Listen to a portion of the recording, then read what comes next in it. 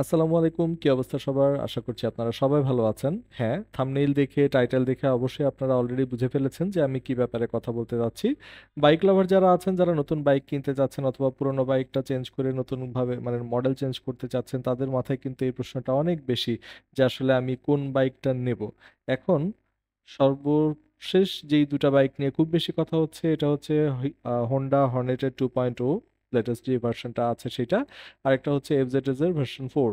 এই দুইটার মধ্যে কোনটা নেব এটা নিয়ে অনেক বেশি আলোচনা হচ্ছে সবার মধ্যেই।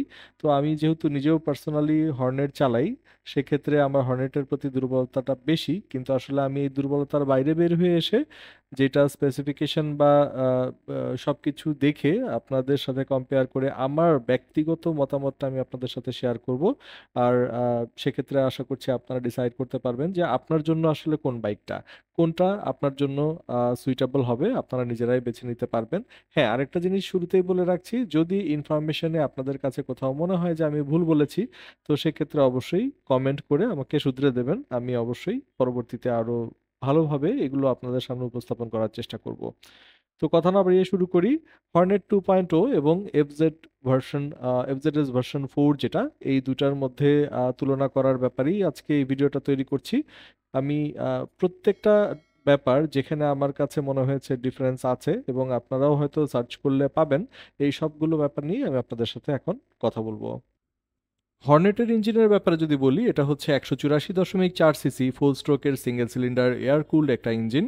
আর এফজেড ভার্সন 4 এর কথা যদি বলি, এটা হচ্ছে 149 সিসি ফোর স্ট্রোক সিঙ্গেল সিলিন্ডারের একটি এয়ার কুল ইঞ্জিন। সেক্ষেত্রে সিসির যেহেতু বেশ একটা ডিফারেন্স আছে, অবশ্যই সেক্ষেত্রে পারফরমেন্স আপনারা কিন্তু হর্নেট থেকে বেশি পাচ্ছেন। ঠিক একই রকমভাবে যদি পাওয়ারের কথা বলি, হর্নেটের কিন্তু 17.03 PS এবং 8500 আরপিএম, এবং এফজেডএস ভার্সন 4 এর ক্ষেত্রে এটা হচ্ছে 12.4 PS এবং 7250 আরপিএম। একই রকমভাবে টর্কেও যদি আসি, সেক্ষেত্রেও কিন্তু 16.1 এবং 6000 আরপিএম হচ্ছে হর্নেটে, আর এফজেডএস ভার্সন 4 এ হচ্ছে 13.3 এবং 5500 আরপিএম। তো ইঞ্জিনের পারফরমেন্সের ক্ষেত্রে যদি বলি, হ্যাঁ, অনেকটাই এখানে আপনারা মানে কি বলবো, ডিফারেন্স আছে দুটার মধ্যে। যে পারফরমেন্সের দিক থেকে অবশ্যই হর্নেটের ইঞ্জিন যেটা, সেটা এগিয়ে থাকবে। ট্রান্সমিশনের কথা যদি বলি, সেক্ষেত্রে দুটোতেই কিন্তু আপনারা 5 স্পিডের গিয়ার বক্স পাচ্ছেন। হ্যাঁ, একটা পার্থক্য আছে যেটা অনেক বেশি ইফেক্টিভ আমার কাছে মনে হয়েছে, সেটা হচ্ছে হর্নেট 2.0 যে ভার্সনটা আছে, সেখানে কিন্তু স্লিপার ক্লাচ ব্যবহার করা হয়েছে। আর এফজেডএস ভার্সন 4 যেটা, সেটাতে কিন্তু স্লিপার ক্লাচ নেই। স্লিপার ক্লাচের ব্যাপারে আসলে ডিটেলস বলতে গেলে অনেক কথা বলতে হবে, এটা নিয়ে আশা করছি আমি আলাদা করে একটা ভিডিও তৈরি করব, যেখানে আসলে স্লিপার ক্লাচের ব্যাপারে ডিটেলস আপনাদের সাথে শেয়ার করব। এরপরে চলে আসছি ব্রেকিংয়ে। ব্রেকে হর্নেট 2.0 তে ফ্রন্ট যেই ডিস্ক থাকছে, এটাতে থাকছে হচ্ছে 276 মিলিমিটার এবং রেয়ারে থাকছে 220 মিলিমিটার। এবিএস সিঙ্গেল চ্যানেল ব্যবহার করা হয়েছে। এফজেড এর ভার্সন 4 এর ক্ষেত্রে ফ্রন্টে থাকছে 282 মিলিমিটার এবং রেয়ারে থাকছে 220 মিলিমিটার। এটাতেও সিঙ্গেল চ্যানেল এবিএস ব্যবহার করা হয়েছে। দুটোতেই মানে মোটামুটি সিমিলার, জাস্ট এফজেডএস এর ফ্রন্ট ডিস্ক সাইজ যেটা, সেটা একটু বেশি। এরপরে চলে আসছি সাসপেনশনে। সাসপেনশনের ক্ষেত্রে দুটোতে একটু পার্থক্য আছে, একটু না, ভালো পার্থক্য আছে। হর্নেট 2.0 যেটা, সেটাতে হচ্ছে আপসাইড ডাউন ফর্ক ব্যবহার করা হয়েছে, ইউএসডি আপসাইড ডাউন ফর্ক, এবং পেছনে মনোশক। এবং এফজেডএস ভার্সন 4 এর ক্ষেত্রে কিন্তু সেই আগের মতোই টেলিস্কোপিক ফর্ক ব্যবহার করা হয়েছে সামনে এবং পেছনে মনোশক। তো ইউএসডি আপসাইড ডাউন ফর্কের ক্ষেত্রে যদি আমি বলি, সেক্ষেত্রে এটা কিন্তু অনেকটাই লেটেস্ট এবং এটার পারফরমেন্সটা অনেক ভালো। এবং এই ডিউরেবিলিটির দিক থেকেও যদি আমি বলি, সেক্ষেত্রেও কিন্তু ইউএসডি আপসাইড ডাউন ফর্ক যেটা, এটার ডিউরেবিলিটি নর্মালি টেলিস্কোপিক যে ফর্ক আছে এটা হচ্ছে অনেক বেশি। তো সেক্ষেত্রে হর্নেট 2.0 এখানেও কিন্তু এগিয়ে থাকছে। আর হ্যাঁ, যারা ভিডিও দেখছেন তারা অবশ্যই চ্যানেলটা সাবস্ক্রাইব করবেন, লাইক কমেন্ট শেয়ার করবেন, সেক্ষেত্রে আগ্রহ পাবো এবং আপনাদের জন্য নতুন নতুন ভিডিও নিয়ে আসতে পারবো। তো আমরা কন্টিনিউ করি আগের টপিকে।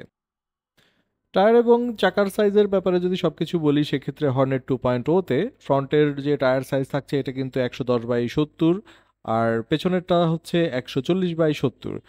এটাতে অ্যালয় হুইল থাকছে। এবং এফজেডএস ভার্সন 4 যেটা, এটাতেও কিন্তু থাকছে সামনে 100/80 এবং পেছনে থাকছে 140/70।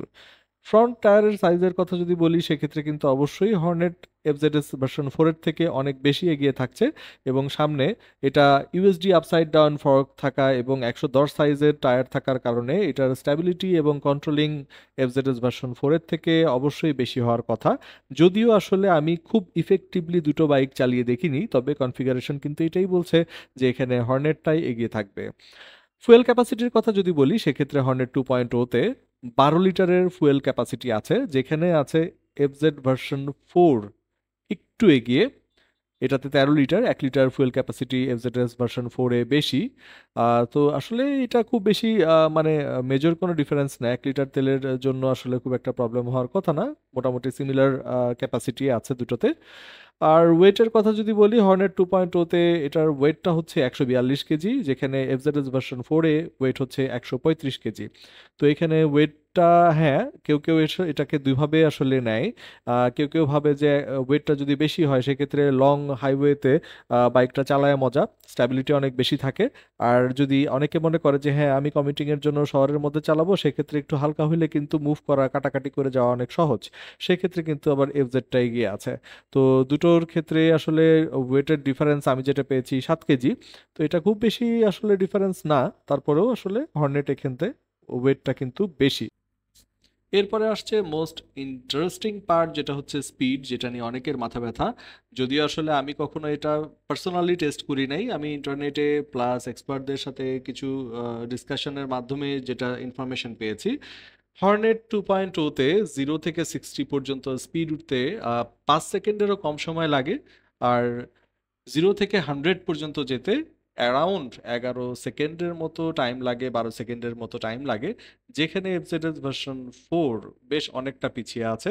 0 থেকে 60 পর্যন্ত যেতে সময় লাগে 8 সেকেন্ডের মতো, এবং 0 থেকে 100 পর্যন্ত যেতে সময় লাগে অ্যারাউন্ড 20 সেকেন্ড।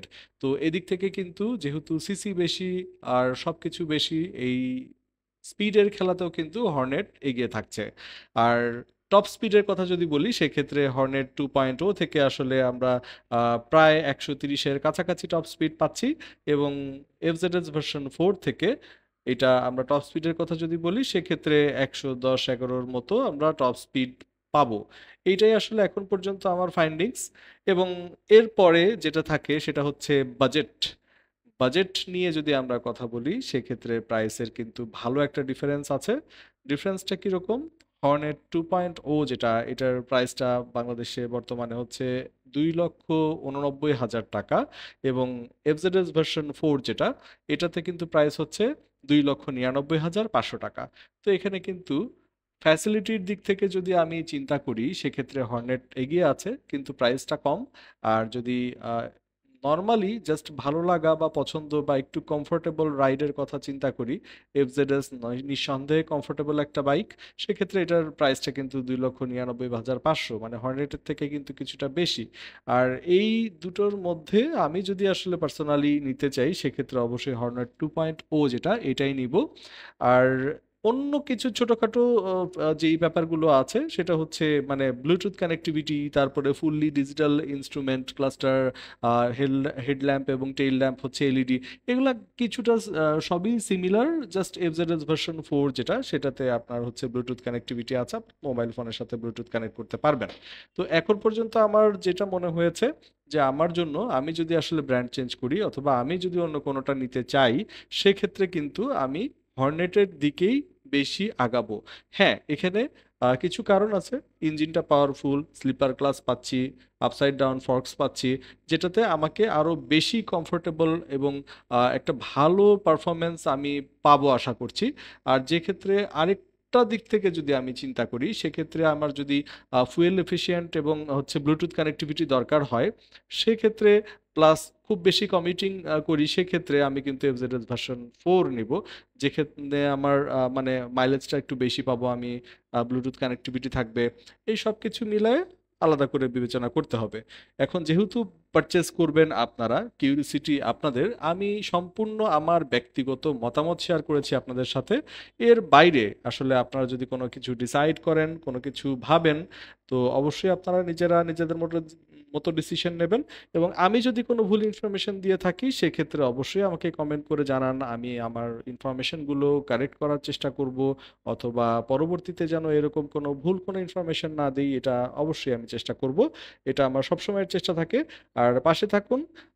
প্রয়োজন হলে আপনার যদি ফ্রেন্ড অথবা ফ্যামিলির কেউ বাইক নিয়ে কনফিউজ থাকে তাহলে এই ব্লগটি তার সাথে শেয়ার করুন, অবশ্যই সে কিন্তু একটা ডিসিশনে আসতে পারবে আশা করছি। আর ভালো লাগলে লাইক কমেন্ট শেয়ার করবেন, চ্যানেলটা সাবস্ক্রাইব করবেন। Request request request. ভালো থাকবেন সবাই, আল্লাহ হাফেজ।